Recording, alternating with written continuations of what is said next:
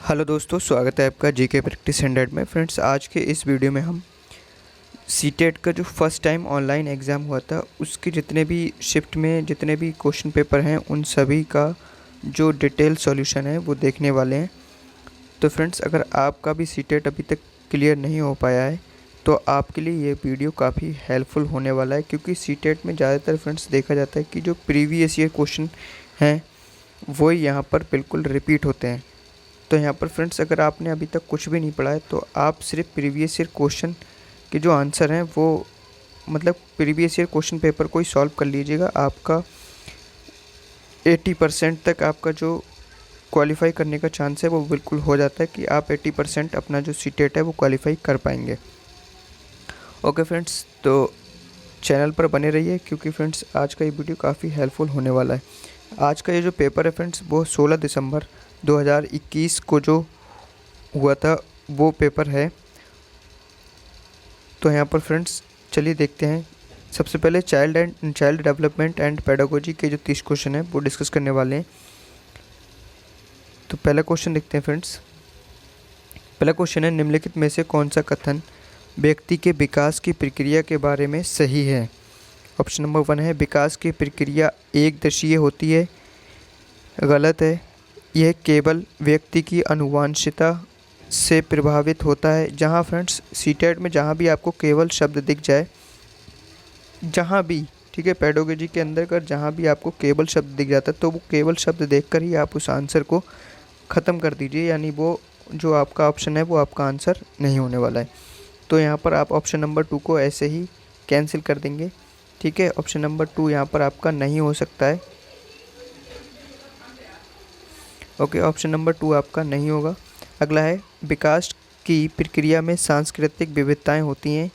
में भी हो सकता है, ये हमारा आंसर हो जाए। अगला है, विकास केवल, यहाँ पर भी केवल शब्द आ गया इसलिए हमारा आंसर नहीं हो सकता, यानी ऑप्शन नंबर 2 और 4 यहाँ हमारा आपके जो हैं वो कैंसिल आउट हो गए। अब हमारा बचा ऑप्शन नंबर 1 और ऑप्शन नंबर 3। तो ऑप्शन नंबर 1 फ्रेंड्स, यहाँ पर जो विकास की प्रक्रिया एक दृश्य होती है ये गलत है, क्योंकि फ्रेंड्स विकास बहुआयामी होता है। तो यहाँ पर जो ऑप्शन नंबर यहाँ पर 3 है, यानी विकास की प्रक्रिया में सांस्कृतिक विविधताएं होती हैं, आपका ये राइट आंसर होने वाला है। चलिए फ्रेंड्स देखते हैं नेक्स्ट क्वेश्चन। अगला क्वेश्चन है हमारा, निम्न में से कौन सा प्रश्न बच्चों में विवेचनात्मक चिंतन को बढ़ावा देने का उदाहरण है? ऑप्शन नंबर 1 जो है आपका वो है, पता करो कि तटीय इलाके में रहने वाले लोग क्या खाते हैं और क्यों। ठीक है, यहाँ पर विवेचनात्मक चिंतन को बढ़ावा देने का कौन सा उदाहरण है ये बताना है आपको। तो भारत के 10 राज्यों के नाम बताओ। भारत के 10 राज्यों के नाम बताओ। कोई भी रट लेगा, बता देगा, इसमें चिंतन करने की कोई ज़रूरत ही नहीं है। ठीक है फ्रेंड्स, 2 से 10 तक के पहाड़े याद कर लो, बता दो। दी गई कविता का सुस्मरण करके वाचन करना, यानी जो कविता आपको दी गई उसको फिर से आप उसको वाचन करना है। तो यहाँ पर ऑप्शन नंबर 1 आपका राइट आंसर होने वाला है। अगला देखते हैं फ्रेंड्स। अगला क्वेश्चन है हमारा, विकास का चरणीय सिद्धांत निम्नलिखित नियमों में से किस पर स्पष्ट रूप से जोर देता है? ऑप्शन नंबर 1 है जो आपका विकास की निरंतरता पर।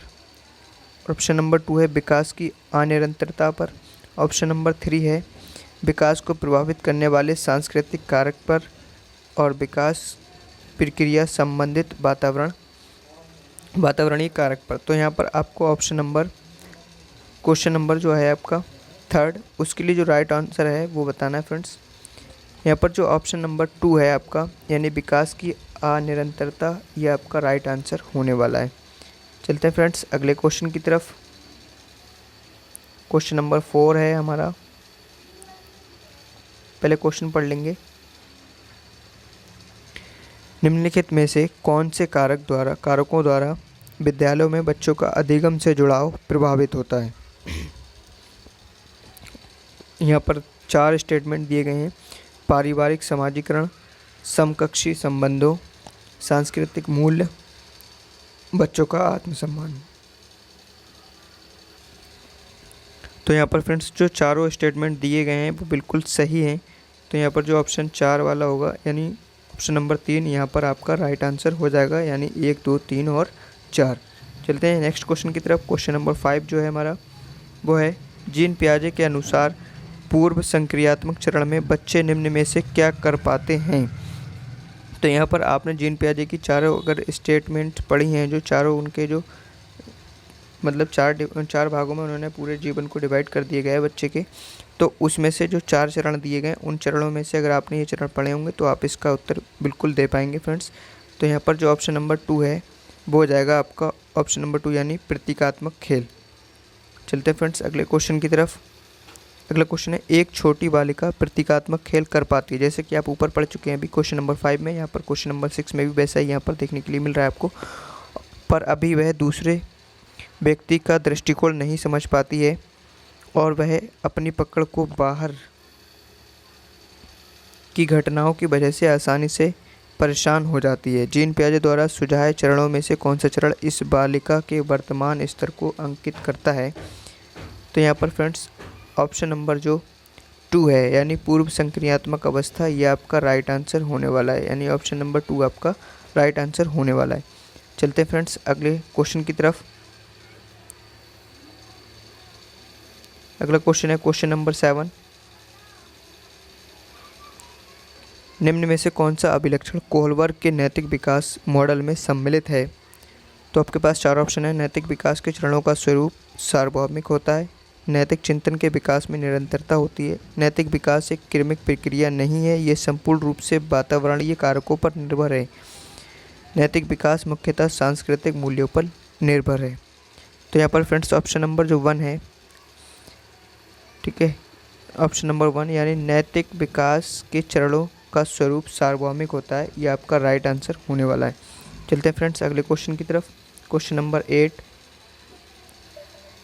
क्वेश्चन नंबर 8 है, लेव वाइगोत्स्की के अनुसार निम्नलिखित में से किसके लिए समयबद्ध विकास का क्षेत्र यानी ZPD की बात की गई है यहाँ पर। तो यहाँ पर फ्रेंड्स मैंने जैसे कि पहले ही बताया था आपको, जिस भी ऑप्शन में आपको केवल नज़र आ जाए वो आंखें बंद करके पहले ही काट दीजिए। उसके बाद ऑप्शन नंबर जो 1 बचता है वो यहाँ पर आपका राइट आंसर हो जाएगा, यानी अध्यापन और मूल्यांकन। चलते हैं अगले क्वेश्चन की तरफ। क्वेश्चन नंबर 9 है, एक विशिष्ट संप्रत्यय को पढ़ाने हेतु एक अध्यापिका बच्चे को आधा हल किया हुआ उदाहरण देती है। लेव वाइगोत्स्की के अनुसार अध्यापिका किस रणनीति का इस्तेमाल कर रही है। अवलोकन, अधिगम, पाढ़, द्वंद्वात्मक अधिगम या अनुकूलन। तो इसका जो फ्रेंड्स राइट आंसर होने वाला है ऑप्शन नंबर 2 यानी पाढ़ यानी ढांचा निर्माण। ठीक है, पाढ़ यानी ये ढांचा निर्माण इसका राइट आंसर होने वाला है। अगला देखते हैं फ्रेंड्स यहाँ पर। अगला क्वेश्चन है क्वेश्चन नंबर 10, निम्नलिखित में से कौन सी अभिव्यक्ति एक प्रगतिशील कक्षीय माहौल के अनुसार है। ऑप्शन नंबर 1 है, निर्णय निर्धारण में बच्चों की सहभागिता, भयमुक्त अधिगम वातावरण की संरचना, विद्यार्थियों की व्यक्तिगत विभिन्नताओं का ध्यान रखना, अध्यापक द्वारा बाह्य अनुशासन कायम करना। तो यहाँ पर क्या पूछा है फ्रेंड्स, कौन सी अभिवृत्ति एक प्रगतिशील कक्षीय माहौल के अनुसार है। प्रगतिशील कक्षा बनाना है यहाँ पर आपको, तो बाह्य अनुशासन ये तो बिल्कुल गलत है। ठीक है फ्रेंड्स, अगला है निर्णय निर्धारण में बच्चों की सहभागिता, सही है। भयमुक्त अधिगम वातावरण की संरचना, सही है। विद्यार्थियों की व्यक्तिगत भिन्नताओं का ध्यान रखना, ये तीनों के तीनों फ्रेंड्स यहाँ पर इसके जो राइट आंसर हैं तीनों के तीनों इसमें सही हैं। ठीक है, सिर्फ लास्ट वाला आपका गलत है, यानी इसके आंसर तीनों के तीनों सही हैं। ऑप्शन नंबर 1, 2, 3 सभी सही हैं। अगला देखते हैं friends question number 11। Question number 11 है, यह महत्वपूर्ण है कि कोई अध्यापक बच्चों को बुद्धि लब्धि के आधार पर स्थिर समूहों में पृथक ना करे, क्योंकि यह अध्यापक के लिए असुविधाजनक है, यह विद्यार्थियों के लिए असुविधाजनक है, ये अध्यापक के लिए और ये विद्यालयों के लिए। और अगला है तीसरा, यह बच्चों को एक दूसरे के साथ अंतः सामूहिक प्रतिस्पर्धा नहीं करने देता है, यह बुद्धि लब्धि संकल्पना स्थायी नहीं है और यह बच्चों को चिन्हित करने के लिए जिम्मेदार हो सकती है। तो इसका जो राइट आंसर है फ्रेंड्स ऑप्शन नंबर 4 इसका राइट आंसर होने वाला है। चलते हैं फ्रेंड्स अगले क्वेश्चन की तरफ। अगला क्वेश्चन है हमारा क्वेश्चन नंबर 12। क्वेश्चन नंबर 12 में यहाँ पर पूछा गया है, होवार्ड गार्डनर के सिद्धांत के अनुसार एक कक्षा में तरह तरह के अधिगम रणनीतियों का इस्तेमाल होना जरूरी है, क्योंकि यह बहुबौद्धिकता को निष्पादित करने में मददगार है, यह सामान्य बौद्धिकता को बढ़ाने में मददगार है, ये तारक विद्यार्थी बनाने में मददगार है, यह व्यावहारिक बौद्धिकता के बढ़ाने में मददगार है। तो ऑप्शन नंबर 1 जो है फ्रेंड्स यहाँ पर यह बहुबौद्धिकता, ये आपका राइट आंसर होने वाला है। चलते फ्रेंड्स अगले क्वेश्चन की तरफ। क्वेश्चन नंबर 13 देखते हैं। क्वेश्चन नंबर 13 है 1.5 से 2.5 साल की उम्र के बच्चों द्वारा अक्सर उच्चरित द्विशब्दीय उच्चारणों को क्या कहा जाता है। क्वेश्चन नंबर 13 है। क्वेश्चन नंबर 13 के लिए जो राइट आंसर है फ्रेंड्स वो होने वाला है आपका ऑप्शन नंबर 2 यानी तार प्रेषित वचन। अगला देखते हैं friends question number 14। Question number 14 पुरुष सामान्यतः दिमाग से सोचते हैं और महिलाएं अपने हृदय से सोचती हैं, यह कथन क्या दर्शाता है। इजी क्वेश्चन है फ्रेंड्स और इस टॉपिक से हमेशा आपका क्वेश्चन बनता है हमेशा। तो इसका जो राइट आंसर होने वाला है वो है लैंगिक रूढ़िवादिता, यानी ऑप्शन नंबर 2 आपका राइट आंसर होने वाला है। ओके फ्रेंड्स, चलते हैं फ्रेंड्स अगले क्वेश्चन की तरफ। एक प्रगतिशील कक्षा में निम्न में से कौन सी मूल्यांकन विधि का इस्तेमाल नहीं होता है। क्वेश्चन नंबर 15 जो है हमारा, इसका जो राइट आंसर होने वाला है फ्रेंड्स, तो यहाँ पर फ्रेंड्स आपसे नहीं पूछा गया है। सबसे पहले क्वेश्चन पर ध्यान देंगे, जो क्या नहीं पूछा गया नहीं होगा। तो मैंने देखा था, अभी बताया भी था कि आपको कि जहाँ भी केवल लिख जाए वो आपका आंसर नहीं होगा, तो इसमें नहीं पूछा, तो आपका जो राइट आंसर होने वाला है वो होने वाला है ऑप्शन नंबर 3। चलते हैं फ्रेंड्स अगले क्वेश्चन की तरफ। अगला क्वेश्चन है वंचित और हाशिए पर स्थित समूहों की भाषा और संस्कृति को स्कूली पाठ्यक्रम में समावेशित करने से एक अध्यापक क्या सुनिश्चित कर सकता है।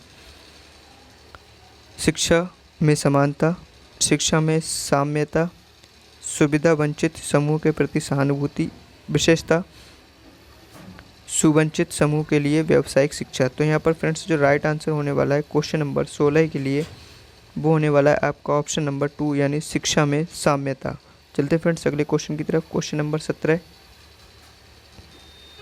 क्वेश्चन नंबर 17 का जो राइट आंसर होने वाला है फ्रेंड्स वो देखते हैं क्या होगा। पहले क्वेश्चन पढ़ेंगे। पर्याप्त समर्थन प्रदान करने के बावजूद एक कक्षा में एक विद्यार्थी गणितीय क्रियाओं को समझने में निरंतर चुनौतियों का सामना करता है, गणित में, ठीक है। तो इसकी क्या वजह हो सकती है वो बताना है आपको। स्वलीनता यानी वो अपने आप में ही लीन रहता है, गणितीय वैकल्य, आलेखीय वैकल्य या पठन वैकल्य। तो यहाँ पर जो इसका राइट आंसर है फ्रेंड्स वो होने वाला है ऑप्शन नंबर 4 यानी पठन वैकल्य। सॉरी, यहाँ पर जो आपका राइट आंसर होने वाला है वो होने वाला है आपका ऑप्शन नंबर 2, ठीक है फ्रेंड्स। ऑप्शन नंबर 2 इसका राइट आंसर होगा, यानी गणितीय वैकल्य, क्योंकि वो सिर्फ गणित में कठिनाई महसूस कर रहा है, तो इसलिए इसका राइट आंसर होने वाला है ऑप्शन नंबर 2। चलते फ्रेंड्स क्वेश्चन नंबर 18 की तरफ। क्वेश्चन नंबर 18 देखते हैं। एक समावेशी संस्था में एक श्रव्य बाधित विद्यार्थी की शिक्षा हेतु निम्नलिखित में से कौन सी रणनीति प्रभावी नहीं होगी, ठीक है। यहाँ पर पूछा गया फ्रेंड्स नहीं होगी, तो ये ध्यान रखेंगे। श्रव्य बाधित विद्यार्थी की शिक्षा हेतु, तो आपका जो पहला ऑप्शन है वो है वीडियो चलचित्रों के प्रदर्शन में उपशीर्षकों का इस्तेमाल, वो सुन नहीं सकता है, ठीक है फ्रेंड्स। तो यहाँ पर चलचित्र यानी जो मूवी वगैरह होती हैं उनका उपशीर्षकों का इस्तेमाल, पढ़ाते हुए अभिव्यक्तिक शारीरिक गतिविधियों और संकेतों का इस्तेमाल, ठीक है। मौखिक संप्रेषण के साथ साथ शाब्दिक चित्रण जहाँ पर आ जाएगा वो सही हो जाएगा। संप्रेषण हेतु मुख्यतः यहाँ पर पूछे मुख्यतः मौखिक माध्यम पर ही आश्रित रहना, यानी ऑप्शन नंबर 4 आपका राइट आंसर हो जाएगा। चलते हैं फ्रेंड्स अगले क्वेश्चन की तरफ। क्वेश्चन नंबर 19 है आपका। निम्नलिखित में से किस कक्षाई प्रक्रिया का विश्लेषण किसी अध्यापक के वंचित समूह के प्रति गणित गूढ़ पूर्वाग्रहों को उजागर कर सकता है। तो ऑप्शन नंबर 1 है फ्रेंड्स यहाँ पर आपका लिंग, जाति और आर्थिक श्रेणी के आधार पर निर्धारित आसन व्यवस्था, अध्यापक का निपुणता उन्मुखी अभिप्रेरणा शैली को प्रोत्साहित करना, अधिगम कठिनता अनुभव करने वाले बच्चों के लिए यथोचित समायोजन करना, बच्चों को शिक्षा प्रणाली के यंत्रवादी पहलुओं का परीक्षण, प्रतिरोध और चुनौती देने के लिए प्रोत्साहित करना। तो ऑप्शन नंबर जो 1 है यहाँ पर फ्रेंड्स लिंक जाती है और आर्थिक श्रेणी के आधार पर निर्धारित आसन व्यवस्था, यह आपका राइट आंसर होने वाला है। चलते हैं फ्रेंड्स अगले क्वेश्चन की तरफ। क्वेश्चन नंबर 20, कक्षा में सृजनात्मकता को बढ़ावा देने के लिए विद्यार्थी को कैसे अवसर प्रदान करने चाहिए? तो यहाँ पर जो ऑप्शन नंबर 1 है वो है विशिष्ट उपलब्धि वर्ग में सम्मेलन, विशिष्ट उपलब्धि वर्ग, ठीक है, जो कि हमारा बिल्कुल गलत है ये ऑप्शन। अगला है मौलिक खोज और सोच को बढ़ावा देने के लिए, बढ़ाने के लिए मतलब बढ़ाने के बाद आप उसको सृजनात्मकता को बढ़ावा दे सकते हैं। परीक्षा देने के बेहतर कौशल विकसित करने के लिए, परीक्षा से फ्रेंड्स कुछ भी नहीं होता है, मतलब सिर्फ एक जांच करने का तरीका है। परीक्षा से आप सृजनात्मकता से बढ़ावा नहीं मिल सकता, ठीक है। अभी सारी ठीक है, ये भी हटाओ। और यहाँ पर विशिष्ट की बात हो रही, तो यहाँ पर ऑप्शन नंबर जो 2 है वो आपका राइट आंसर होने वाला है। चलते हैं फ्रेंड्स अगले क्वेश्चन की तरफ। अगला क्वेश्चन है क्वेश्चन नंबर 21, एक संरचनात्मक कक्षा में बच्चों की संज्ञानात्मक सहभागिता को किस प्रकार सुसाधित किया जा सकता है? आपके पास 4 स्टेटमेंट दिए गए हैं, इनमें से आपको बताना है। बच्चों के वार्तालाप द्वारा, अध्यापक के संवेगों द्वारा, बच्चों के सकारात्मक परस्पर संबंधों द्वारा, बाह्य रूप से अधिरोपित अनुशासन द्वारा। तो यहाँ पर जो ऑप्शन दे रखे हैं फ्रेंड्स, यहाँ पर जो चौथा है बाह्य रूप से अधिरोपित अनुशासन द्वारा, ये आपका नहीं हो सकता, यानी ऊपर के तीनों सही हैं। तो यहाँ पर ऑप्शन नंबर जो 3 है वो आपका राइट आंसर होने वाला है। चलते फ्रेंड्स अगले क्वेश्चन की तरफ। अगला क्वेश्चन नंबर 22, बच्चों की असफलता अक्सर विद्यालय की असफलता होती है, इस कथन का कौन सा वाक्य समर्थन करता है? स्कूलों का अस्तित्व विद्यालयों के सामर्थ्य में विभेदीकरण करने हेतु है। बच्चे इसीलिए असफल होते हैं क्योंकि विद्यालय बच्चों के सीखने की विविध गतियों का संज्ञान नहीं करते। अगला है बच्चे इसलिए असफल होते हैं क्योंकि वे विद्यालय की ज़रूरतों का अनुपालन नहीं करते। बच्चे योग्यता की कमी और निम्न बुद्धिलब्धि की वजह से असफल होते हैं। तो फ्रेंड्स सीटेट में ये कहीं भी पेडागोजी में आप देखेंगे, अगर जहाँ भी बच्चे की कमी बताई जा रही तो वो ऑप्शन अपने आप गलत हो जाता है, यानी बच्चे योग्यता की कमी और निम्न बुद्धिलब्धि की वजह से असफल होते हैं, तो ये गलत हो जाएगा ऑप्शन। स्कूलों का अस्तित्व विद्यार्थियों के सामर्थ्य में विभेदीकरण करने हेतु है, ये भी आपका नहीं हो पाएगा आंसर। ऑप्शन नंबर 2 जो है वो आपका राइट आंसर होने वाला है, यानी बच्चे इसीलिए असफल होते हैं क्योंकि विद्यालय बच्चों के सीखने की विविध गतियों का संज्ञान नहीं करते हैं। अगला देखते हैं फ्रेंड्स क्वेश्चन नंबर 23 यानी 23, किसी संप्रत्यय के प्रासंगिक और अर्थपूर्ण होने के लिए क्या आवश्यक है? आपके पास 4 ऑप्शन है फ्रेंड्स। उपयुक्त परिभाषा द्वारा पढ़ाया जाए, परिभाषा रटाया जाए, ठीक है। बच्चे के जीवन संबंधित सामाजिक परिप्रेक्ष्य से जोड़कर पढ़ाया जाए, बहुत अच्छा ऑप्शन है ये आपके लिए। पाठ्य पुस्तक से बच्चों की कॉपी में ज्यों का त्यों लिखवाना, अच्छे से रट लेना, तो ऑप्शन नंबर 2 यहाँ पर फ्रेंड्स साफ साफ आपको दिख रहा है, तो ऑप्शन नंबर 2 इसका राइट आंसर होने वाला है। चलते हैं फ्रेंड्स अगले क्वेश्चन की तरफ। क्वेश्चन नंबर 24, एक कक्षा में बच्चों के असफलता के भय को दूर करना क्यों जरूरी है? एक कक्षा में अध्यापक बच्चों के भय को संभाल नहीं सकता इसलिए, गलत। विद्यालय बच्चों की भावात्मक जीवन की जिम्मेदारी नहीं ले सकता, गलत। असफलता और त्रुटियाँ बच्चे के अधिगम का स्वाभाविक हिस्सा हैं, ये आपका राइट आंसर होने वाला है। ओके फ्रेंड्स, ऑप्शन नंबर 3 आपका राइट आंसर है। चलते फ्रेंड्स अगले क्वेश्चन की तरफ। अगला क्वेश्चन, अक्सर यह तर्क दिया जाता है कि पुरस्कार देना अधिगमकर्ताओं को अभिप्रेरित करने का उत्तम तरीका नहीं है, क्योंकि। तो फ्रेंड्स यहाँ पर जब हर बात के लिए बच्चों को पुरस्कार दिया जाएगा तो एक दिन ऐसा भी आएगा कि जब आपको एक गिलास पानी मंगाना होगा तब भी आपको उसको एक पैसे देकर या कुछ भी और देकर तभी पानी मंगा सकते हैं। तो हर बात में पुरस्कार देना सही नहीं है, तो इसलिए फ्रेंड्स यहाँ पर जो आपका ऑप्शन नंबर 1 है, यानी इससे आंतरिक अभिप्रेरणा क्षीण होती है, यानी ऑप्शन नंबर 1 आपका राइट आंसर होने वाला है। चलते फ्रेंड्स अगले क्वेश्चन की तरफ। क्वेश्चन नंबर 26 है, निम्नलिखित में से निम्न में अभिलक्षणों का कौन सा दल उत्तम समस्या समाधानकर्ता को इंगित करता है? ठीक है, तो ऑप्शन नंबर 1 जो है सृजनात्मकता, प्रतिक्रियात्मक अनियमितता की कमी और अपसारी चिंतन, यानी ऑप्शन नंबर 1 जो है वो आपका बिल्कुल राइट आंसर होने वाला है। अगला देखते हैं फ्रेंड्स, शिक्षिका के विद्यार्थियों की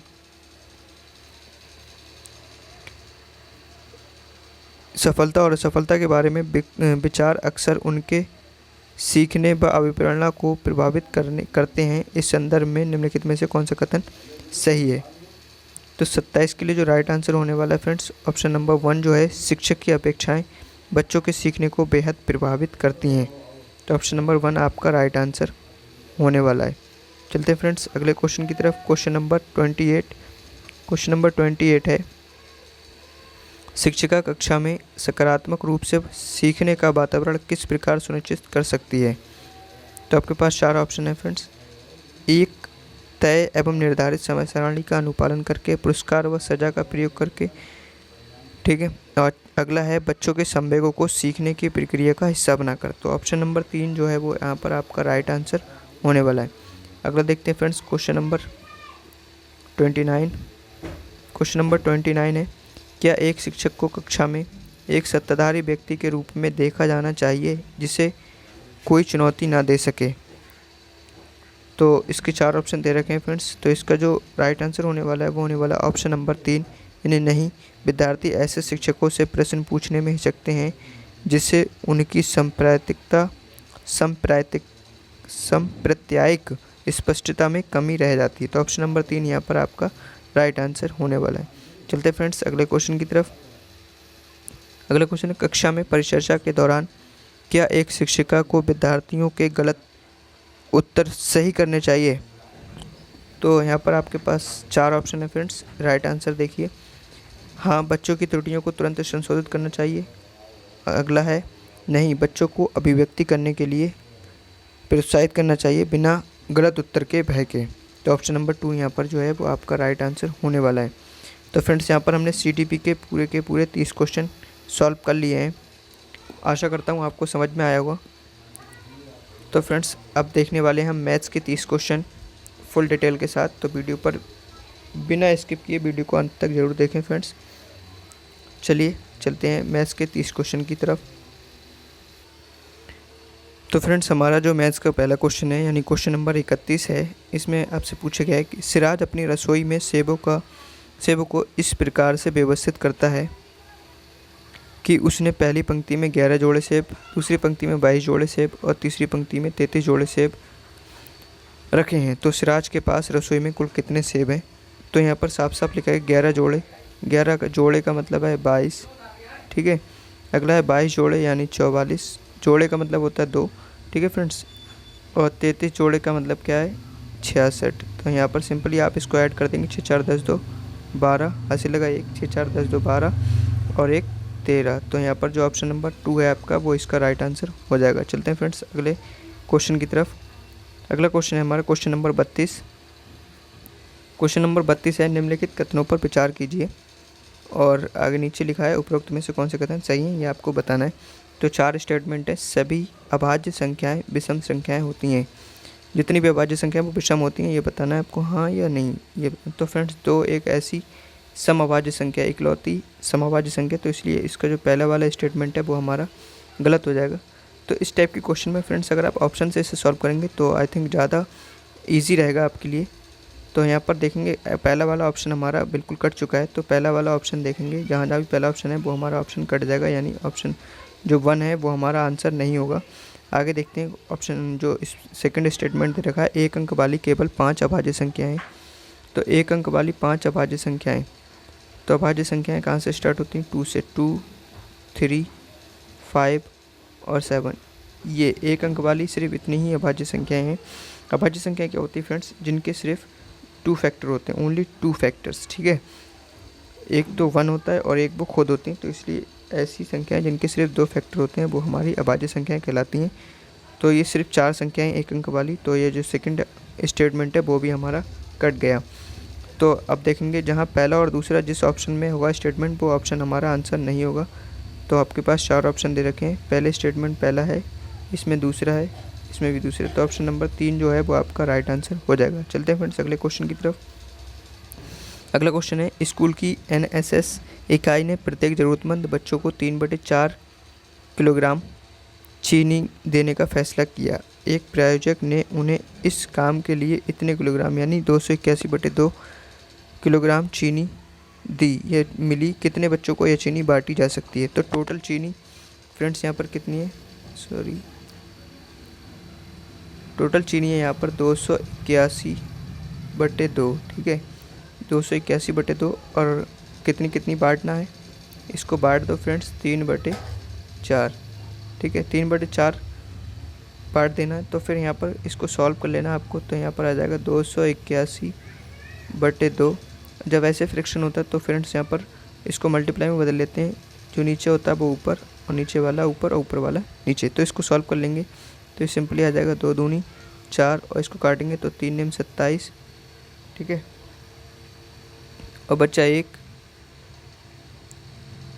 तो इसको सॉल्व कर लेंगे फ्रेंड्स और फिर जो इसका राइट आंसर आएगा वो होने वाला है आपका ऑप्शन नंबर 1 यानी 38, ठीक है, ऑप्शन नंबर 1 इसका 38 आंसर आ जाएगा। चलते हैं फ्रेंड्स अगले क्वेश्चन की तरफ। तो फ्रेंड्स इसका जो आंसर है इस क्वेश्चन में थोड़ी सी मिस्टेक है, आप देख सकते हैं इसका इंग्लिश वर्जन जो है उसमें यहाँ पर सही लिखा गया है। यहाँ पर देख सकते हैं आप, ये 281 ना होकर यहाँ पर 28 सही 1/2 यानी 28.5 किलो चीनी है, ठीक है, और 3/4 किलोग्राम बांटी जा रही। तो इसको आप सॉल्व करेंगे, आप कैसे करके सॉल्व करेंगे, यहाँ पर है 28 सही 1/2, इनको इसको फ्रैक्शन में बदल लेंगे, ठीक है।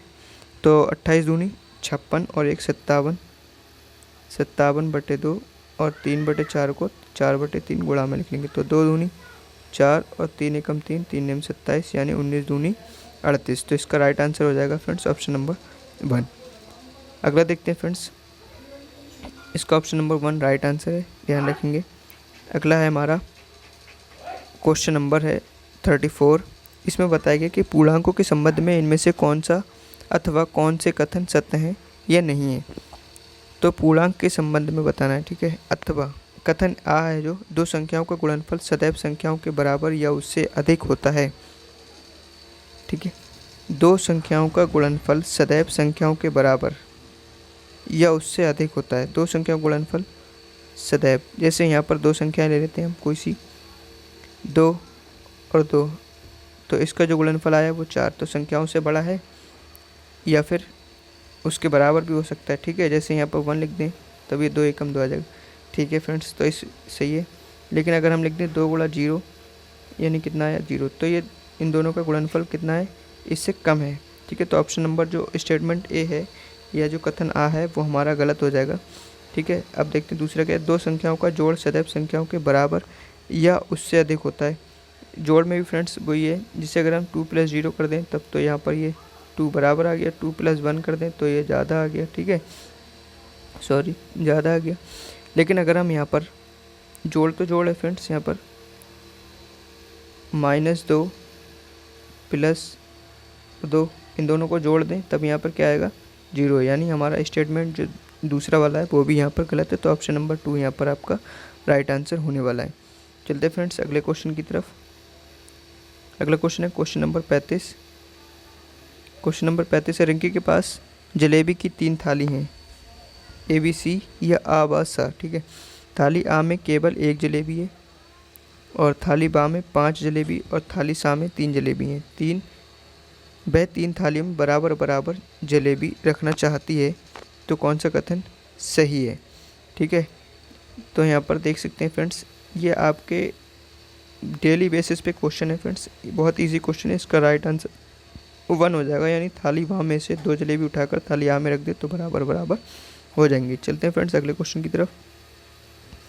अगला क्वेश्चन है क्वेश्चन नंबर 36। क्वेश्चन नंबर 36 के लिए जो राइट आंसर होने वाला है वो क्या होगा, देखते हैं। यदि 6 और 7 का लासा, ठीक है, यानी LCM x और y के LCM का आधा है, और यदि x का मान 12 है तो y का मान क्या होगा। तो सबसे पहले फ्रेंड्स आपको 6 और 7 का LCM निकाल लेंगे।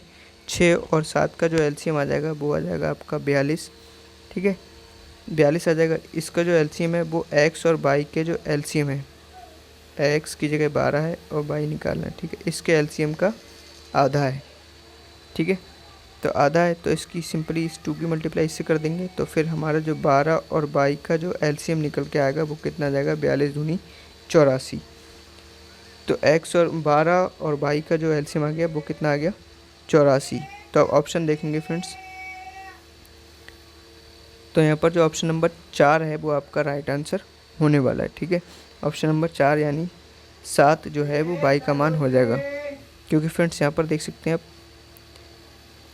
84 आया था, 12 और 22 का एलसीएम, तो 12 से इसको डिवाइड कर देंगे तो 12 सत्ते 84। ओके फ्रेंड्स, तो ऑप्शन नंबर 4 आपका राइट आंसर हो जाएगा। चलते हैं फ्रेंड्स अगले क्वेश्चन की तरफ। अगला क्वेश्चन है क्वेश्चन नंबर 37। क्वेश्चन नंबर 37 है, निम्नलिखित में से ये जो दिया है इसका सबसे अच्छा, सबसे मतलब इसके पास में जो है वो सन्निकट मान बताना है आपको। तो सिंपली आप यहाँ पर पॉइंट से पॉइंट हटा देंगे। ठीक है, यहाँ पर 2.9 में 1 के बाद पॉइंट है और 7.49 में 2 के बाद पॉइंट है, नीचे 2 के बाद पॉइंट है। तो यहाँ पर आप 0 लगाकर और ये दोनों पॉइंट हटा देंगे, उसके बाद इसे सॉल्व कर लेंगे। तो यहाँ पर फ्रेंड्स आपका जो आंसर है वो ऑप्शन नंबर 3 यानी 3 × 7/12 आपका आंसर आ जाएगा। चलते फ्रेंड्स अगले क्वेश्चन की तरफ। अगला क्वेश्चन है, जया पहली कक्षा में पढ़ रही है, शिक्षिका ने उसे कुछ चित्र काट दिए। घड़ी की एक बैटरी, संतरा, आइसक्रीम का कोन, मोमबत्ती, किताब और एक स्टील का गिलास। शिक्षिका ने जया को एक जैसी आकृति वाली वस्तु उठाने को कहा। उसने उठाया घड़ी की बैटरी, मोमबत्ती, स्टील का गिलास। उसने इन सभी वस्तुओं को समान विशेषता के आधार पर अलग किया है, जो क्या कहलाएगा, आपको ये बताना है। तो फ्रेंड्स ऑप्शन नंबर 2 जो है बेलनाकार वस्तुएं हैं ये सारी की सारी, तो इसका ऑप्शन नंबर 2 आपका राइट आंसर हो जाएगा। अगला क्वेश्चन है फ्रेंड्स, सुबह 6 बजे से दोपहर 3 बजे के बीच तक एक सही घड़ी की घंटे वाली सुई ने कितना अंश कोण घूमा है, ये आपको बताना है। तो फ्रेंड्स 6 बजे से, सुबह के 6 बजे से 3 बजे तक, तो 6 से 12 तक 6 घंटे होगा और 3 यानी कुल कितने घंटे हो गए, 12 घंटे। ठीक है, 12 घंटे में अब हम सबको पता है फ्रेंड्स कि जो घंटे वाली सुई होती है वो एक चक्कर कितने घंटे में लगाती है, सॉरी यहाँ 6 और 3 9 घंटे होंगे, 6 से 3 तक, 6 से 12 तक 6 होगा और 3 9 घंटे हो जाएंगे। ठीक है, तो फ्रेंड्स यहाँ पर 12 घंटे में एक पूरा चक्कर लगा लेती है और एक पूरे चक्कर को कहते हैं हम 360 डिग्री। तो 1 घंटे में कितना लगा लेगी, 12 3 36 यानी 3 डिग्री। ठीक है, तो 9 घंटे में कितना, 1 घंटे में 30 डिग्री, तो 9 घंटे में 9 3 27 यानी आपका ऑप्शन नंबर जो 3 है वो सही होने वाला है, यानी 270। ठीक है, 270 आपका इसका राइट आंसर है, यानी क्वेश्चन नंबर 39 के लिए जो राइट आंसर है वो ऑप्शन नंबर 3 है। चलते हैं फ्रेंड्स अगले क्वेश्चन की तरफ। अगला क्वेश्चन है, एक आयत जिसकी भुजाएं केवल प्राकृतिक संख्याओं में हैं, जिसका क्षेत्रफल 24 वर्ग सेंटीमीटर है, तो उसका परिमाप नहीं हो सकता, ये बताना है आपको। कौन सा नहीं हो सकता, तो सबसे पहले तो यही ध्यान रखेंगे कि इसमें क्या पूछा है, नहीं हो सकता। ठीक है, तो यहाँ पर क्षेत्रफल दे रखा है फ्रेंड्स, आयत का क्षेत्रफल क्या होता है, लंबाई गुणा चौड़ाई, तो 24। तो 24 को हम कैसे लिख सकते हैं, एक तो लिख सकते हैं 8 3 24, दूसरा क्या लिख सकते हैं 6 चौक 24, अगला क्या लिख सकते हैं 24 एकम 24, एक और क्या लिख सकते हैं फ्रेंड्स यहाँ पर, ये 24 एकम 24 है, अगला हो सकता है 12 दूनी 24। ठीक है, अब परिमाप क्या होता है आयत का, 2 गुणा लंबाई प्लस चौड़ाई, तो लंबाई प्लस चौड़ाई यानी 8 और 3 11 और 11 दूनी 22, 6 4 10 दूनी 20। ठीक है, और 24 और 1 25 दूनी 50, और यहाँ 12 और 2 14 दूनी 28। तो जो उसका जो एलसीएम होगा फ्रेंड्स, सॉरी उसका जो परिमाप होगा वो या तो होगा आपका 20 या 22 50 या 28 में से कोई होगा। तो ऑप्शन आपके पास हैं, 20 भी है, 22 भी है, 28 भी है, तो 25 जो है वो इसका राइट आंसर हो जाएगा, क्योंकि इसमें पूछा है परिमाप नहीं होगा। ठीक है, तो चलते फ्रेंड्स अगले क्वेश्चन की तरफ। इसका ऑप्शन होगा ऑप्शन नंबर 3 इसका राइट आंसर होने वाला है। अगला क्वेश्चन देखते हैं, क्वेश्चन नंबर 41। क्वेश्चन नंबर 41 है फ्रेंड्स, एक मानचित्र पर 1 सेंटीमीटर की दूरी भूमि पर 400 किलोमीटर की दूरी के बराबर है। यदि भूमि पर 2 नगर 3400 किलोमीटर की दूरी पर हैं तो उनके बीच जो मानचित्र पर कितनी दूरी होगी। तो यहाँ पर फ्रेंड्स देखते हैं 400 किलोमीटर किसके बराबर है, 400 किलोमीटर बराबर है 1 सेंटीमीटर के। ठीक है, तो 1 किलोमीटर किसके बराबर हो जाएगा, 400 किलोमीटर बराबर 1 सेंटीमीटर, तो यहाँ पर हो जाएगा 400 सेंटीमीटर। ठीक है, यानी 1/400 सेंटीमीटर। यहाँ पर पूछा कितना है 3400, तो इस 1 को 3400 से मल्टीप्लाई कर देंगे। ऐसे यहाँ पर 400 को 3400 से मल्टीप्लाई कर देंगे। फिर यहाँ पर कुल मिलाकर इस टाइप का बन जाएगा फ्रेंड्स 3400/400। ठीक है, इसको सॉल्व कर लेंगे तो 4 × 32 और 4 × 5 = 20 यानी 8.5 यानी 8.5 सेंटीमीटर, यानी ऑप्शन नंबर 3 आपका जो है वो राइट आंसर होने वाला है। चलते हैं फ्रेंड्स नेक्स्ट क्वेश्चन की तरफ। क्वेश्चन नंबर 42 अगला है 800 मीटर की एक दौड़ में अनूप को पहले 100 मीटर पूरी करने में 14 सेकंड लगते हैं और अगले 100 मीटर पूरी करने में पिछले से 2 सेकंड ज़्यादा लगते हैं। ठीक है, उसके आगे के 100 मीटर पूरा करने में पिछले से 2 सेकंड और ज़्यादा लगते हैं। यह प्रक्रिया समाप्त होने तक चलती है। अनूप को दौड़ को पूरा करने में कितना समय लगेगा, ये आपको बताना है फ्रेंड्स। तो 800 किलोमीटर की दौड़ है। ठीक है, कितने किलोमीटर है, 800 किलोमीटर। तो 800 किलोमीटर की दौड़ में अनूप को पहले 100 मीटर पूरा करने में कितने लगते हैं, 14 सेकंड। अगले 100 में लगेंगे 16 सेकंड, अगले में लगेंगे 18 सेकंड, अगले में लगेंगे 20 सेकंड, अगले में लगेंगे 22 सेकंड, अगले में लगेंगे 14 सेकंड, अगले में लगेंगे 26।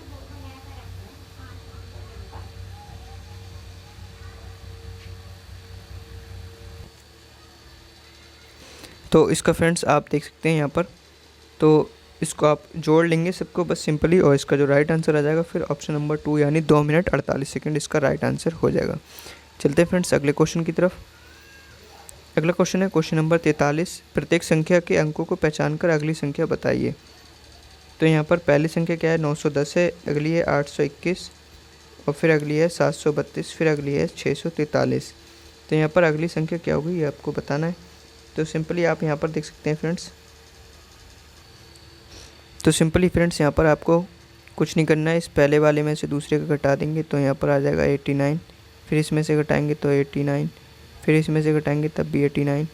तो यहाँ पर फ्रेंड्स 89 घटा देंगे तो आपका राइट आंसर हो जाएगा, यानी ऑप्शन नंबर 1 यहाँ पर जो है 554 वो आपका राइट आंसर होने वाला है। चलते हैं फ्रेंड्स अगले क्वेश्चन की तरफ। अगला क्वेश्चन है हमारा, एक बच्चे द्वारा 5 विषयों में प्राप्त अंकों का माध्य 74 है। उसने 3 विषयों में इतने इतने अंक प्राप्त किए, तो बाकी 2 विषयों में प्राप्त अंकों का माध्य क्या होगा।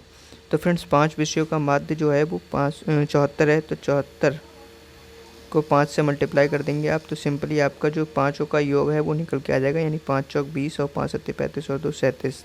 तो टोटल अंक जो है 5 विषयों में प्राप्त किए उसने 370 में से ये जो दे रखे हैं फ्रेंड्स 70 75 80 इनको आप माइनस कर देंगे तो कितना हो जाएगा आपका 7 8 15 15 7 22 यानी 225। इसमें से माइनस कर देंगे तो यहाँ पर आ जाएगा 10 में से 5 के 5 और 6 में से 2 के 4 और फिर 145/2।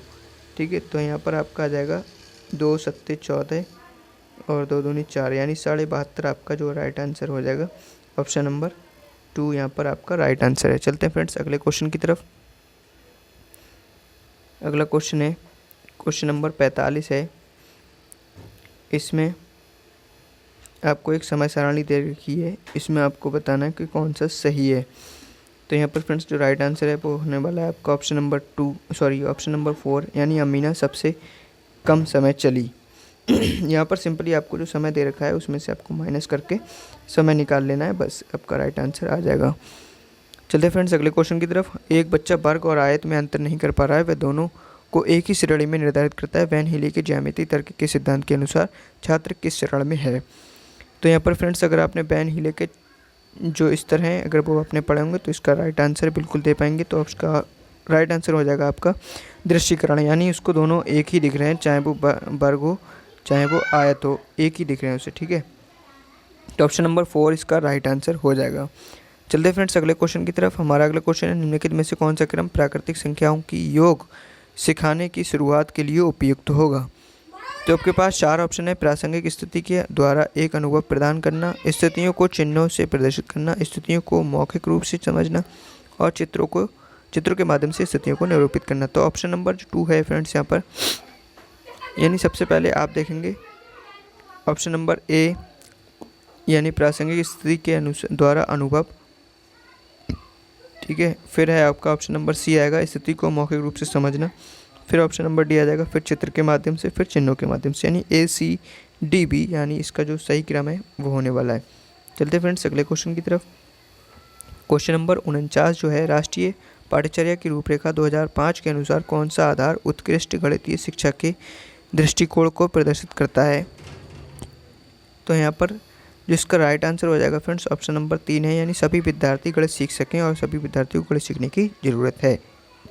ओके फ्रेंड्स, तो ऑप्शन नंबर 3 इसका राइट आंसर हो जाएगा। चलते हैं फ्रेंड्स अगले क्वेश्चन की तरफ। एक शिक्षिका ने अपने छात्रों को गणित की पत्रिका बनाने के लिए कहा और उसमें उन्हें उनके द्वारा दैनिक जीवन में प्रयुक्त की गई गणित की स्थितियों को लिखने के लिए कहा। उसका उद्देश्य क्या है ये आपको बताना है फ्रेंड्स। तो यहाँ पर जो ऑप्शन नंबर 3 है, छात्रों की सहायता करना कि वे कक्षा के गणित का बाहरी दुनिया में प्रयुक्त होने वाले गणित संबंध में को स्थापित कर सकें, यानी कक्षा और बाहरी दुनिया के जो संबंध है उनको स्थापित कर सके। तो ऑप्शन नंबर 3 आपका राइट आंसर होने वाला है। चलते फ्रेंड्स अगले क्वेश्चन की तरफ। गणित केवल अंकगणित नहीं है, निम्नलिखित में से कौन सा कथन दिए गए संदर्भ में सबसे उपयुक्त है? तो ऑप्शन नंबर जो 4 है, गणितीय पाठ्यचर्या में गणित के क्षेत्र जैसे आकार, दिक् स्थान संबंधी समझ, मापन, आंकड़ों का प्रबंधन को आवश्यक रूप से स्थान दिया जाना चाहिए, यानी ऑप्शन नंबर 4 आपका राइट आंसर होने वाला है। चलते फ्रेंड्स अगले क्वेश्चन की तरफ। निम्नलिखित में से डीन्स ब्लॉक का प्रयोग करके किन अवधारणाओं को नहीं पढ़ाया जा सकता है? तो ऑप्शन नंबर जो 2 है फ्रेंड्स, यहाँ पर प्रायिकता, वो आपका राइट आंसर होने वाला है। अगला क्वेश्चन देखते हैं फ्रेंड्स, क्वेश्चन नंबर 52। एक छात्र को जब 6065 को संख्या के रूप में लिखने के लिए कहा गया तो उसने 665 लिख दिया। इस प्रकार की त्रुटि हुई क्यों? क्योंकि फ्रेंड्स यहाँ पर छात्र ने स्थानीय मान की अवधारणा को नहीं समझा है। तो ऑप्शन नंबर 4 आपका राइट आंसर होने वाला है। अगला क्वेश्चन है क्वेश्चन नंबर 53। योग की एक समस्या 234 प्लस 42 को हल करते हुए एक विद्यार्थी ने जोर से कहा, यदि वह 40 होता तो उत्तर 244, 254, 264, 274 होगा, परंतु यह 42 है, इसलिए यह 274 प्लस 2 यानी 276 होगा। तो इसने अपना दिमाग लगाया फ्रेंड्स। तो यहाँ पर जो ऑप्शन नंबर 4 है, गणित में अनौपचारिक रणनीतियों का उपयोग कर एक शिक्षक की बच्चे की अवधारणा समझ की प्रक्रिया को जानने में सहायता करता है। तो ऑप्शन नंबर 4 इसका राइट आंसर होने वाला है। अगला देखते हैं फ्रेंड्स क्वेश्चन नंबर 54। कुछ छात्रों में भागफल और शेषफल शब्दों के साथ उलझन। छात्रों में इस प्रकार की उलझन को दूर करने के लिए कौन सी रणनीति उपयुक्त है? तो ऑप्शन नंबर जो 3 है फ्रेंड्स, मूर्त पदार्थों का उपयोग किया जाए और छात्रों को कहा जाए कि वे इनसे भिन्न प्रकार के समूह बनाएं और समूह की संख्या और समूह के बाहर की संख्या वस्तुओं का निरीक्षण करें। अगला देखते हैं फ्रेंड्स क्वेश्चन नंबर 55 जो है वो है आपका, निम्नलिखित में से क्या योगात्मक मूल्यांकन की विशेषता नहीं है? तो यहाँ पर फ्रेंड्स ध्यान देंगे, नहीं है पूछा है। तो यहाँ पर यह छात्रों के सामर्थ्य और कमजोरियों को निदान करने पर केंद्रित है, यानी ऑप्शन नंबर 3 आपका राइट आंसर होने वाला है। चलते हैं फ्रेंड्स अगला क्वेश्चन नंबर 56 की तरफ। क्वेश्चन नंबर 56 निम्नलिखित में से कौन सा गणित पढ़ाने का सर्वाधिक वांछनीय गुण है? तो ऑप्शन नंबर जो 2 है, अर्थपूर्ण और चुनौतीपूर्ण प्रश्नों का निर्माण करना और उनको छात्रों के सामने रखना। ऑप्शन नंबर 2 यहाँ पर आपका राइट आंसर होने वाला है। अगला क्वेश्चन है फ्रेंड्स यहाँ पर, निम्नलिखित में से कौन सा शुद्ध मिलान सेट को प्रदर्शित करता है? तो अगला क्वेश्चन देख सकते हैं फ्रेंड्स, यहाँ पर आप स्क्रीन पर आपके यहाँ पर थोड़ा सा ब्लर हो रखा है, तो इसको इंग्लिश में देख सकते हैं फ्रेंड्स। ये इस टाइप से आपका चित्र है। इसमें आपको बताना है, देखिए ये इंग्लिश में हिंदी में ज़्यादा टफ लिख रहा है आपको। तो यहाँ पर मिसकंसेप्शन, रिप्रेजेंटेशन, एस्टिमेशन और कंपैरिजन, तो इसमें आपको मिलान करना है सिंपली। तो यहाँ पर देख सकते हैं आप, कंपैरिजन किया जा रहा है कि 4 बड़ा है या 5 बड़ा है। तो कंपैरिजन यानी डी का क्या हो जाएगा आपका, डी का हो जाएगा सेकंड वाला। तो डी का सेकंड वाला किस ऑप्शन में, ऑप्शन 1 में है और ऑप्शन 4 में है। तो यहाँ पर इन दोनों में से कोई एक ऑप्शन होगा। 2 और 3 कट गया ऑप्शन, ठीक है। 2 और 3 आपके ऑप्शन ख़त्म हो चुके हैं। और अगला है आपका रिप्रेजेंटेशन। तो रिप्रेजेंटेशन यहाँ पर आपका दिख रहा है कि मतलब ऑप्शन नंबर 1 में दिख रहा है, यानी बी का पहला है। तो बी का पहला, दोनों में ही बी का पहला दे रखा है। अब सी पर डिपेंड करता है एस्टीमेट किस में लगाया गया है ये आपको बताना है। जैसे 48 और 52 की जब मल्टीप्लाई की गई तो 2500 आ रहा है। तो इन्होंने क्या किया, इन्होंने कि इस 48 का 52 में से 2 इधर ले लिया और फिर इसको माइनस कर दिया है, यानी 50-50 करके। तो यहाँ पर एस्टीमेट कर दिया इन्होंने। तो तीसरे का जो है वो चौथा ऑप्शन हो जाएगा, यानी तीसरे का चौथा ऑप्शन नंबर 1 आपका राइट आंसर हो जाएगा, ठीक है। चलते हैं फ्रेंड्स अगले क्वेश्चन की तरफ। क्वेश्चन नंबर 58 है, उड़न की अवधारणा का परिचय देते हुए सुश्री नीतू कक्षा सेकंड की अध्यापिका ने शाब्दिक समस्या से प्रारंभ किया, जैसे कि एक परिवार के 4 सदस्य हैं और यदि प्रत्येक सदस्य को दोपहर के खाने में 3 रोटी की आवश्यकता है तो कुल कितनी रोटियों की आवश्यकता होगी। अवधारणा के परिचय के लिए इस प्रकार की शाब्दिक समस्या का क्या उद्देश्य है। इनका उद्देश्य बताना है। तो यहाँ पर सिंपली फ्रेंड्स वास्तविक जीवन की घटनाओं से उसको जोड़ना है, तो ऑप्शन नंबर 2 आपका राइट आंसर हो जाएगा। चलते हैं फ्रेंड्स अगले क्वेश्चन की तरफ। अगला क्वेश्चन है हमारा, निम्नलिखित में से कौन से गणित की प्रकृति के अनुसार सही है। गणित की अपनी भाषा है, सही है। गणित किसी भी गणितीय समस्या केवल जहाँ केवल आ जाए वो खुद ब खुद गलत हो जाता है, तो ऑप्शन नंबर बी जहाँ भी है वो आपका ऑप्शन गलत हो जाएगा। तो ऑप्शन नंबर यहाँ पर 2 इकलौता एक ऑप्शन है जिसमें बी नहीं है, तो ऑप्शन नंबर 2 इसका राइट आंसर हो जाएगा। चलते हैं फ्रेंड्स अगले क्वेश्चन की तरफ। क्वेश्चन नंबर 60 यानी मैथ्स का आज का लास्ट क्वेश्चन होने वाला है आपका। दृष्टिकरण और प्रदर्शन प्राथमिक स्तर पर शिक्षण में सुनिश्चित की जाने वाली महत्वपूर्ण प्रक्रिया हैं क्योंकि। तो यहाँ पर आपके पास 4 ऑप्शन है, ठीक है। इसमें आपको राइट आंसर बताना है फ्रेंड्स। उच्च गणित में बीजगणित और ज्यामिति को पढ़ाने के लिए ये निहितार्थ हैं, बिल्कुल सही ऑप्शन है, तो ऑप्शन नंबर 1 इसका राइट आंसर हो जाएगा। आप देखते हैं फ्रेंड्स यहाँ पर हम ईवीएस के 30 क्वेश्चन। तो हमारा जो पहला क्वेश्चन है वो आपके सामने है फ्रेंड्स यहाँ पर। तो फ्रेंड्स हमारा पहला क्वेश्चन है, कुडुख कहाँ के लोगों की बोलचाल की भाषा है।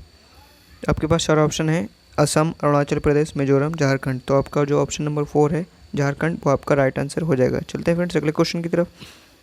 अगला क्वेश्चन है, यदि आपका घर एक्स पर स्थित है तथा आपका विद्यालय वाई पर स्थित है, यद्यपि आपका विद्यालय ठीक सामने ना होकर व्यस्त राजमार्ग होने के कारण आपको सीधे नहीं जा सकते हैं, इस प्रकार से आपको बताना है कि आपका जो विद्यालय है वो आपके घर से किस दिशा में है। तो यहाँ पर इन्होंने दे रखा है कि आप पहले ठीक उत्तर में 100 मीटर दूर जाते हैं। जब आप उत्तर में 100 मीटर दूर जाएंगे, उत्तर दिशा में 100 मीटर दूर गए, ठीक है, 100 मीटर। उसके बाद ठीक पश्चिम में 75 मीटर जाते हैं। पश्चिम में जाते हैं तो पश्चिम में जाएंगे 75, पहले गए 100 मीटर, फिर गए 75 मीटर, फिर उसके बाद 100 मीटर जाते हैं, फिर आप दक्षिण में 100 मीटर दक्षिण में गए, ठीक है। तो अपने विद्यालय पे पहुंच गए। विद्यालय कहाँ पर है? आपका विद्यालय बाई पर है, ठीक है, और घर आपका एक्स पर है। तो पूछा बाई पर विद्यालय के सापेक्ष एक्स पर आपका घर कहाँ स्थित है। विद्यालय के सापेक्ष यानी बाई के सापेक्ष एक्स कहाँ पर है, तो ये देख सकते हैं आप किधर है, पूरब साइड में है। तो कितनी दूरी पर है, ये ऊपर जो डिस्टेंस है 25, ये 75 यहाँ पर आ जाएगी, यानी 75 यानी ऑप्शन नंबर 3 आपका राइट आंसर हो जाएगा। अगला देखते हैं फ्रेंड्स यहाँ पर। अगला क्वेश्चन है हमारे पास, कोई रेलगाड़ी नागरकोल से 5 जून 2020 को प्रातः 4:15 पर स्टेशन छोड़कर 7 जून 2000 यहाँ पर फ्रेंड्स 2000 ना होकर 2020 होगा, ठीक है, 2020 7 जून 2020 को प्रातः 3:15 पर गांधीधाम पहुँचती है। रेलगाड़ी द्वारा चली गई दूरी इतने किलोमीटर है, तो उसकी औसत चाल क्या है वो बताना है आपको फ्रेंड्स। तो यहाँ पर कुल दूरी तो दे रखी है, क्योंकि चाल बराबर होता है दूरी बटे समय, तो दूरी दे रखी है, समय निकालना है फ्रेंड्स आपको। तो समय निकालने के लिए क्या करेंगे आप, 5 जून को 4:15, तो फिर 5 जून से 6 जून तक कितने घंटे हो गए, ये आपके सिंपल ही हो गए 19 घंटे 45 मिनट, ठीक है, 19 घंटे 45 मिनट। 6 जून आ गई, अब 6 जून से 7 जून के बीच 24 घंटे हो गए। अब फिर 7 जून को कितने, 3:15 यानी 3:15, तो इसको आप सिंपली ऐड कर लेंगे, जितना समय आएगा वो समय आ जाएगा। और फिर कुल दूरी जो दे रखी है 26-40, और कुल समय से इसको डिवाइड कर देंगे, फिर जो आपका जो है वो चाल आपकी निकल कर आ जाएगी। तो जो चाल आएगी वो आएगी आपको ऑप्शन नंबर 3 यानी 56, ठीक है। चलते हैं अगले क्वेश्चन की तरफ। अगला क्वेश्चन है, बिहार के लोगों के लिए मधुमक्खी पालन प्रारंभ करने की सबसे अच्छी विधि क्या है। तो ऑप्शन नंबर 2 जो है अक्टूबर से दिसंबर, इसका राइट आंसर होने वाला है। चलते फ्रेंड्स अगले क्वेश्चन की तरफ। क्वेश्चन नंबर है जो आपका 65। क्वेश्चन नंबर 65 के लिए क्या है, वेलक्रो का उपयोग बहुत सी चीज़ों को एक दूसरे के साथ चिपकाने में किया जाता है। वेलक्रो की खोज किसने की थी, आपको ये बताना है। तो यहाँ पर जो ऑप्शन नंबर 3 है फ्रेंड्स, जॉर्ज मेस्ट्रल, इसका राइट आंसर होने वाला है। अगला क्वेश्चन है, निम्नलिखित में से कौन भारत का संघ शासित प्रदेश है। तो देखते हैं आप, ये सभी जो ऊपर के 3 हैं वो क्या हैं, स्टेट हैं। जम्मू कश्मीर भी 2019 के बाद से अब स्टेट ना रहकर आपका यूटी बन गया, तो ऑप्शन नंबर 4 यहाँ पर आपका राइट आंसर हो जाएगा। चलते फ्रेंड्स अगले क्वेश्चन की तरफ। हमारे देश के नीचे दिए गए राज्यों में से किसमें एल्यूमिनियम की खान है? तो ऑप्शन नंबर 1 आपका सही हो जाएगा, यानी उड़ीसा आपका राइट आंसर है। चलते फ्रेंड्स अगले क्वेश्चन की तरफ। अगला क्वेश्चन है 68 ब्रेल लिपि में 6 मोटे कागज पर उभरे हुए बिंदु बने होते हैं। ये लिपि कितने बिंदुओं पर आधारित है? तो 6 बिंदुओं पर आधारित होती है, तो ऑप्शन नंबर 2 यहाँ पर आपका राइट आंसर हो जाएगा। चलते हैं फ्रेंड्स अगले क्वेश्चन की तरफ। अगला क्वेश्चन है प्याज की फसल उगाने के लिए कई तरह के कार्य करने होते हैं, नीचे दिए गए चरणों पर विचार कीजिए, वे विकल्प चुनिए जिसमें इन चरणों को सही क्रम में दर्शाया गया है। तो इसका जो सही क्रम है फ्रेंड्स यहाँ पर वो होने वाला है आपका ऑप्शन नंबर 2, यानी पहले ए आएगा, यानी पहले मृदा को खोद कर नरम बनाया जाएगा, उसके बाद डी यानी जो भी खरपतवार होंगे उसे आप हटाएंगे। तो ऑप्शन नंबर 2 जो है वो ADCB आपका राइट आंसर हो जाएगा। क्वेश्चन नंबर इसका 1 होगा फ्रेंड्स, ऑप्शन नंबर 1 इसका राइट आंसर हो जाएगा, यानी ACDEB। सबसे पहले आप मृदा को खोदकर नरम बनाएंगे, उसके बाद इसमें बीज बोएंगे, उसके बाद इसमें डी यानी खरपतवार जो आ जाएंगे, बीज बोने के बाद थोड़ी सी फसल आ गई, फिर उसके बाद जो खरपतवार आएंगे उसको हटाएंगे। ठीक है, तो ऑप्शन नंबर 1 इसका राइट आंसर हो जाएगा। चलते फ्रेंड्स अगले क्वेश्चन की तरफ। अगला क्वेश्चन है हमारे देश में एक स्थान है जिसे ठंडा रेगिस्तान कहते हैं, वह क्षेत्र कहाँ पर है ये आपको बताना है। तो ऑप्शन नंबर जो 4 है लेह यानी लद्दाख, वो आपका लेह जो लद्दाख में है वो आपका राइट आंसर हो जाएगा, यानी ऑप्शन नंबर 4 आपका राइट आंसर। चलते हैं फ्रेंड्स अगले क्वेश्चन की तरफ। अगला क्वेश्चन नीचे दिए गए फलों और सब्जियों में उन्हें चुनिए जिनके भीतर बीज होते हैं। बहुत ही ईजी क्वेश्चन है फ्रेंड्स, ऑप्शन नंबर 3 यहाँ पर इसका राइट आंसर हो जाएगा, यानी करेला, खीरा, चीकू, भिंडी, नाशपाती और टमाटर। अगला क्वेश्चन है नीचे दिया गया कौन सा जंतु भालू जैसा दिखता है परंतु भालू नहीं? यहाँ पर स्लॉथ की बात हो रही है, यहाँ पर ऑप्शन नंबर 4 आपका राइट आंसर हो जाएगा, ऑप्शन नंबर 4। अगला है कॉलम 1 में दिए गए स्थानों के नाम के साथ कॉलम 2 के स्थानों के अधिकांश गांवों में सामान्यतः घरों के सही विवरण से मिलान कीजिए। तो जो ऑप्शन नंबर 3 है फ्रेंड्स, यहाँ पर ए का तीसरा होगा, बी का पहला होगा, सी का चौथा होगा, इस प्रकार से आप देख लेंगे, तो ऑप्शन नंबर 3 आपका राइट आंसर है। चलते हैं फ्रेंड्स अगले क्वेश्चन की तरफ। हमारी पृथ्वी ग्लोब की भांति गोल है, वास्तव में पृथ्वी पर ऊपर या नीचे कुछ नहीं होता, यह सब सापेक्ष है। हम भारत के लोग वास्तव में पृथ्वी के पृष्ठ पर नीचे दिए गए जिस देशों के लोगों के सापेक्ष उल्टे खड़े हैं वह देश हैं। तो यहाँ पर ऑप्शन नंबर 74 के लिए फ्रेंड्स जो ऑप्शन नंबर 2 है वो राइट आंसर हो जाएगा, यानी ऑप्शन नंबर 2 यानी अर्जेंटीना। ठीक है, अर्जेंटीना इसका राइट आंसर हो जाएगा फ्रेंड्स। अगला देखते हैं क्वेश्चन नंबर 75। क्वेश्चन नंबर 75 है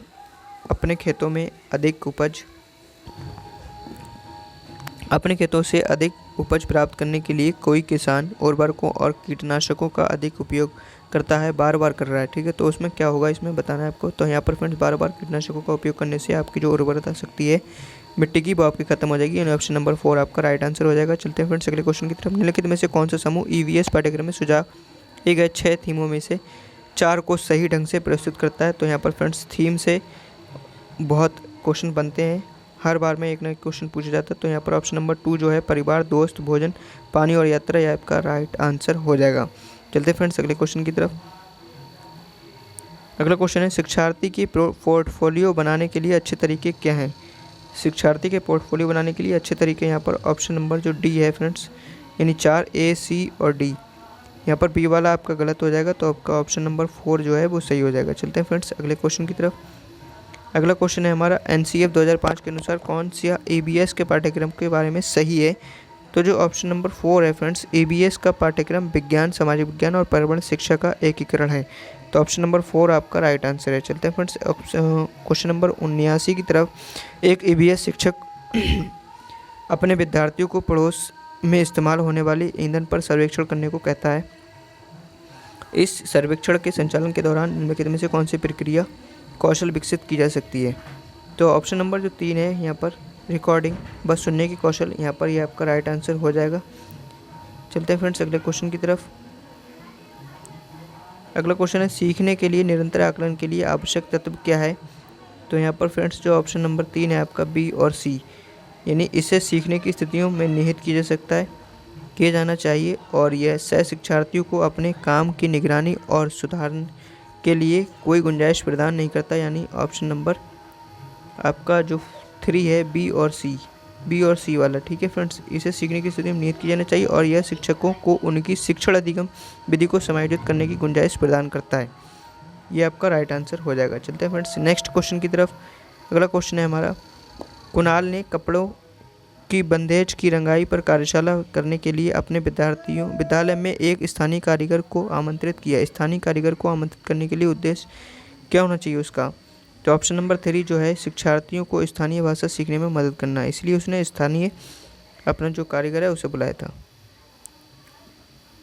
अगला क्वेश्चन है, मेहर के पास कक्षा में कुछ शिक्षार्थी हैं जो प्राकृतिक आपदा के कारण अपने मूल स्थान से विस्थापित हो गए हैं और साथ ही उन्हें विद्यालय वातावरण में समायोजित करने में समस्या है।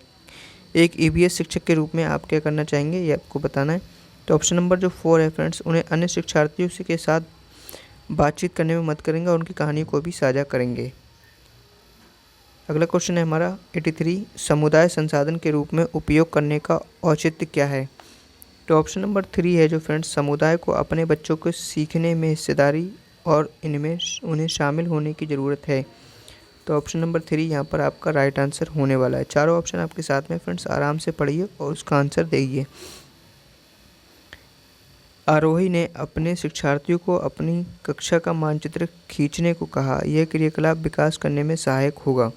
किसका विकास करने में सहायक होगा ये आपको बताना। तो यहाँ पर फ्रेंड्स ऑप्शन नंबर जो 3 है, अभिविन्यास और सापेक्ष स्थिति की समझ, ये सही होने वाला है। तो फ्रेंड्स अगर आप इसका आंसर लगा रहे हैं तो आप पहले वीडियो को पॉज करके आप अपना ट्राई करिए, तभी ये आपके लिए कारगर साबित होगा। अगला है, निम्नलिखित में से क्या पाठ्यचर्या के विकास के लिए मार्गदर्शक सिद्धांत नहीं है? तो जो इसका ऑप्शन नंबर 3 है फ्रेंड्स, परीक्षा को आसान बनाना, ये इसका राइट आंसर होने वाला है। क्वेश्चन नंबर 85 के लिए राइट आंसर ऑप्शन नंबर 3 होने वाला है। चलते हैं फ्रेंड्स अगले क्वेश्चन की तरफ। हमारा अगला क्वेश्चन है, ईवीएस में शिक्षार्थियों के आकलन करते समय बचना होगा। किससे बचना होगा? तो ऑप्शन नंबर जो 4 है, आकलन करते समय तकनीकी भाषा के प्रयोग से इसमें बचना होगा आपको। उसकी स्थानीय भाषा में आकलन करेंगे तो ज़्यादा बेटर रहेगा फ्रेंड्स। अगला क्वेश्चन है यहाँ पर आपका, रोनाल्ड रॉस के बारे में कक्षा 5 में कहानी है जिसको 1902 में चिकित्सा के लिए नोबेल पुरस्कार मिला था, जब उसने सिकंदराबाद के अस्पताल में काम करते हुए ये खोजा कि मलेरिया मच्छर से फैलता है। ठीक है, उन्होंने अपने शब्दों में बताया कि कैसे उन्होंने मच्छर का पीछा करते हुए समय बिताया। मच्छरों के पेट को खोलने के लिए उसे काटा और उसका सूक्ष्मदर्शी के नीचे अवलोकन किया। तो इसका क्या उद्देश्य होना चाहिए इस कहानी को सुनाने के लिए? तो इसके उद्देश्य जो है फ्रेंड्स, ऑप्शन नंबर 2 जो है ए, सी और डी, यानी बी वाला जो है वो आपका ऑप्शन नहीं होगा। यानी जो शिक्षार्थियों को कहानियाँ लिखने के लिए प्रेरित करना, ये इसका उद्देश्य नहीं है, बाकी सारे के सारे हैं। तो ऑप्शन नंबर 2 आपका राइट आंसर हो जाएगा।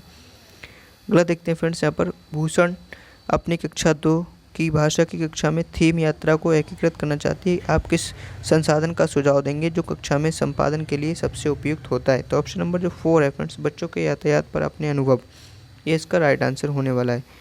अगला देखते हैं फ्रेंड्स, ईवीएस कक्षा में शिक्षार्थी पड़ोस में एक भिखारी लड़के के बारे में अपने अवलोकन को साझा करती है और जानना चाहती है कि उसके माता पिता उसे स्कूल क्यों नहीं भेजते। एक शिक्षक के रूप में आप शिक्षार्थी को कैसे जवाब देंगे? तो उसके अवलोकन की सराहना करेंगे और पूरी कक्षा में इस पर चर्चा करेंगे, यानी ऑप्शन नंबर 4 आपका राइट आंसर है। तो फ्रेंड्स आज की वीडियो का लास्ट क्वेश्चन और ईवीएस के 30 की क्वेश्चन का तीसरा क्वेश्चन है, ये 30 के क्वेश्चन से जो ईवीएस के 30 उसमें से लास्ट क्वेश्चन है। खेल और पहेलियाँ ईवीएस के शिक्षण और अधिगम के महत्वपूर्ण हिस्से हैं क्योंकि, तो इसका जो राइट आंसर है फ्रेंड्स ऑप्शन नंबर 3 है, वे शिक्षार्थियों को अपने आप पैटर्न खोजने को देते हैं। फ्रेंड्स अगर वीडियो अच्छा लगा हो तो वीडियो को लाइक कर दें और चैनल को सब्सक्राइब कर लें ताकि आपको ऐसे ही सीटेट की तैयारी करने में मदद हो सके। तो फ्रेंड्स मिलते हैं अगली वीडियो में, जब तक के लिए धन्यवाद।